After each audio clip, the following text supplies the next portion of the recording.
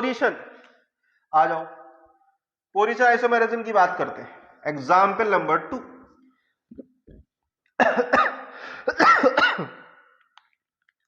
Position isomerism. Suppose CH3 है, balance आप लोग कर लेना, मैं बैलेंस नहीं कर रहा यार। ये 3 कार्बन की चेन है, यहां भी 3 कार्बन की चेन है, ठीक। मैंने लगाया यहां पे एक OH।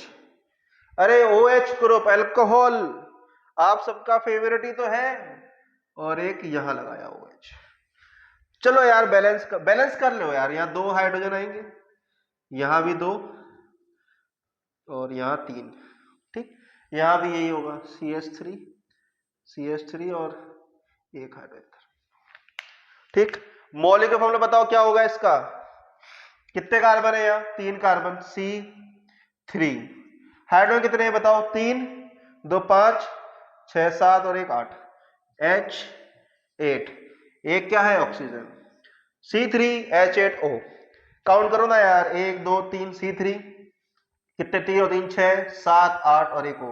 सेम मॉलिक्यूलर फॉर्मूला है कि नहीं, सेम मॉलिक्यूलर फॉर्मूला।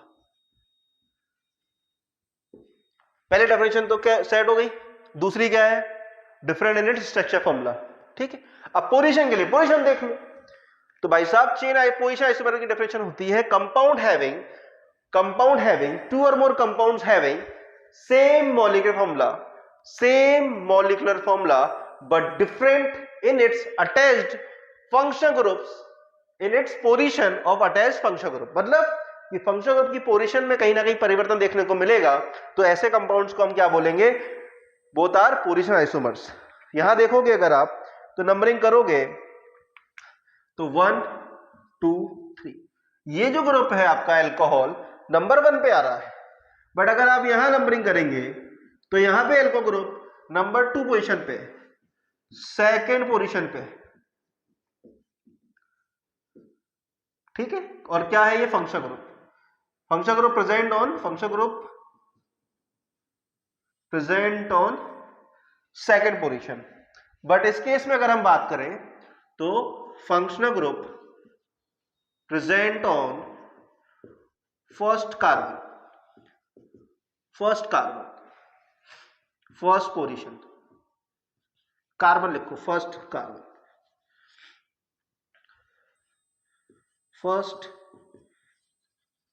कार्बन, और यहां भी पोजीशन को डाके कार्बन कर दो, क्लियर। तो इन दोनों में रिलेशन क्या होगा, both are position isomers, both are position isomers, both are position isomers, clear. खत्म हो गया पोजीशन आइसोमर्स, खत्म।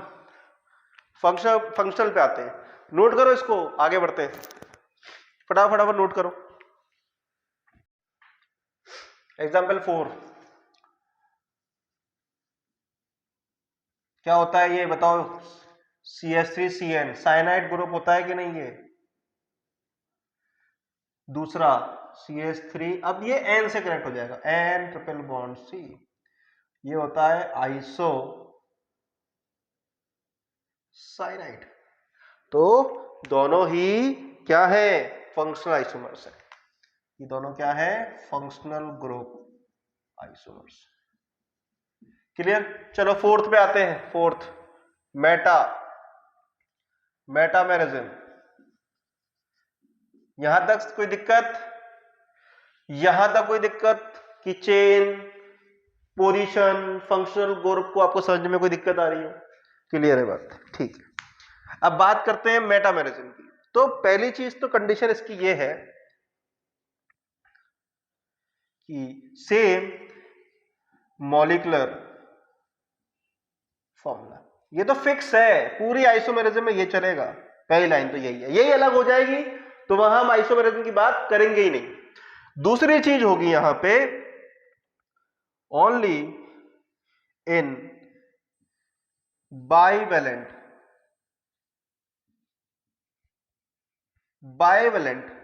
फंक्शनल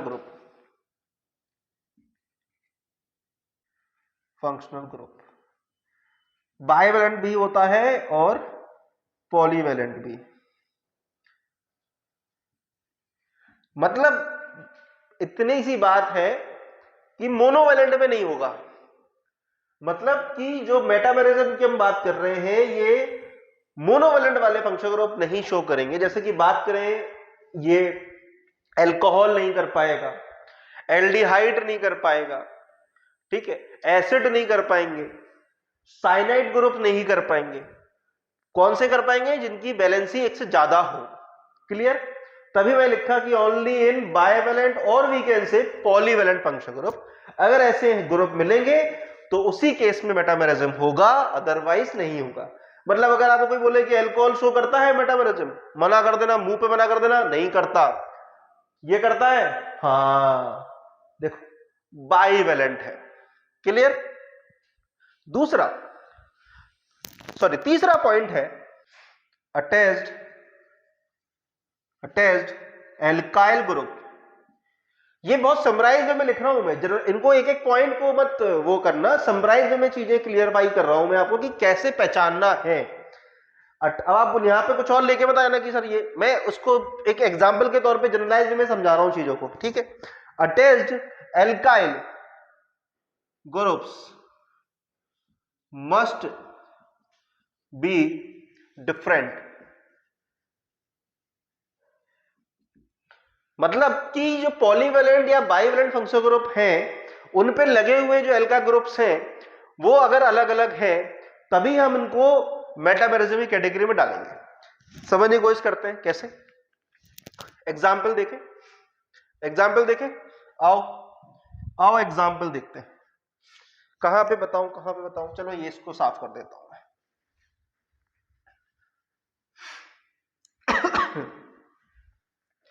देखो बात चल रही है मेटामेरिज्म की, तो दूर तलक जाएगी। बोला बाइवेलेंट, इसी को ले लेते हैं।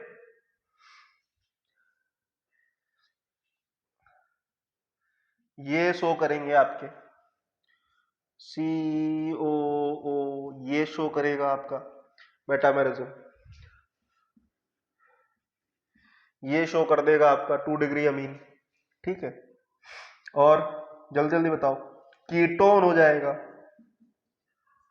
ये भी बाइवेलेंट है, ठीक।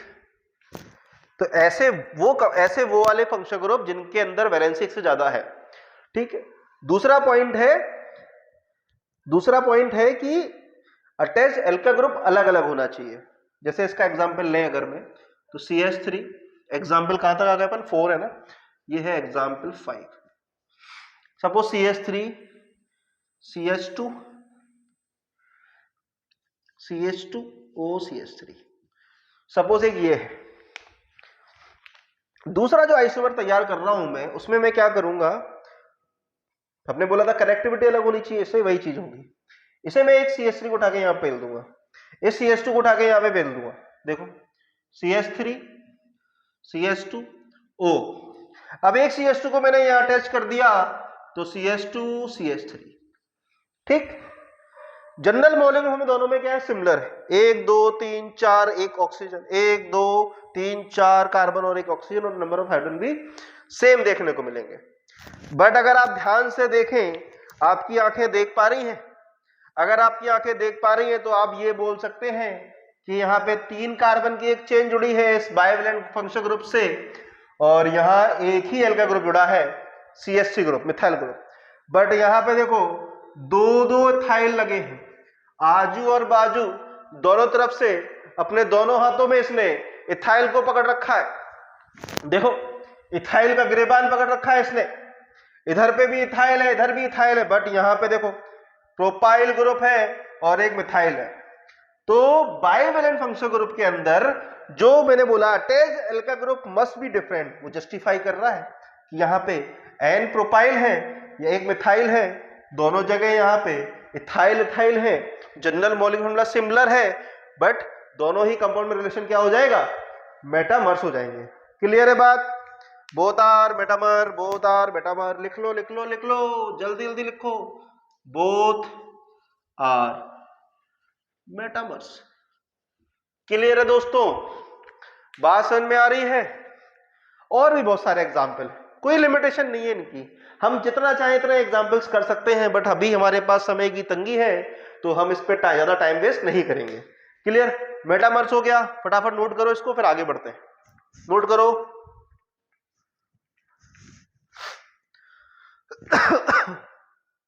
नोट कर लिया? चलो, मेटामर्स हो गए अपने, अब रिंग चेन आइसोमेरिज्म पे आते हैं।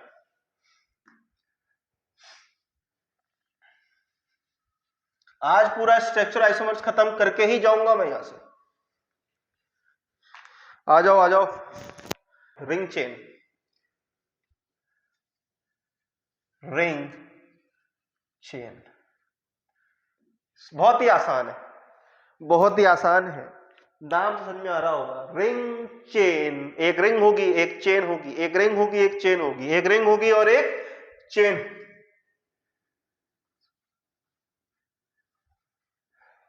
ठीक? अच्छा, अब मान लो मैंने फॉर एग्जाम्पल, एग्जाम्पल कौन सा है, 5 के बाद क्या आएगा, 6। सपोज एक कंपाउंड हमें ये दिया, नंबर ऑफ कार्बन काउंट करो, 1 2 3, कितने कार्बन है, 3। हाइड्रोजन बताओ, 3। यहां कितने लगे होंगे, 2 5 और एक 6, C3H6। क्लियर? अब मैंने बोला कि चेन, ये बन गई एक चेन। अब दूसरा है रिंग चेन आइसोमर्स, मतलब कि वो रिंग से चेन में मूव कर रहा होगा या चेन से रिंग में। तो 3 कार्बन की ये रिंग तैयार कर दी मैंने, 3 कार्बन की ये रिंग तैयार कर दी दोस्तों।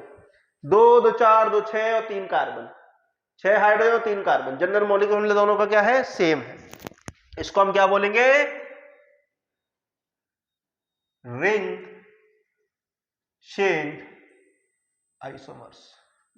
बोथ आर क्या है, रिंग चेन आइसोमर्स, दोनों क्या है, रिंग चेन आइसोमर्स। क्लियर? एक ओपन सिस्टम और एक क्लोज सिस्टम। क्लियर बात? एक ओपन सिस्टम और एक क्लोज सिस्टम। बात समझ में आ रही है? कुछ कुछ जगह इसका एक बहुत अच्छा एग्जांपल मुझे याद आ रहा है, वो भी उस पर भी हम कुछ चर्चा करते हैं। मुझे बताना कि इन दोनों में रिलेशन क्या है, इन दोनों में क्या रिलेशन है।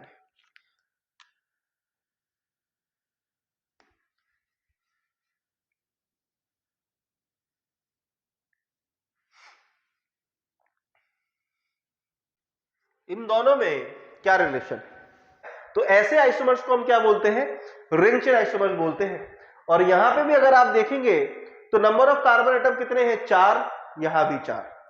मॉलिक्यूल फॉर्मूला सेटिस्फाइड कर रहा है, तो फिर हम इसको रिंग चेन सिस्टम में भी एंट्री दे सकते हैं, क्योंकि एक ये मिथाइल ग्रुप जो है वो अब किसका पार्ट है, रिंग का पार्ट है। एक ओपन कार्बन जो अकेला बैठा हुआ था वो अब किसका पार्ट है, रिंग का पार्ट हो गया।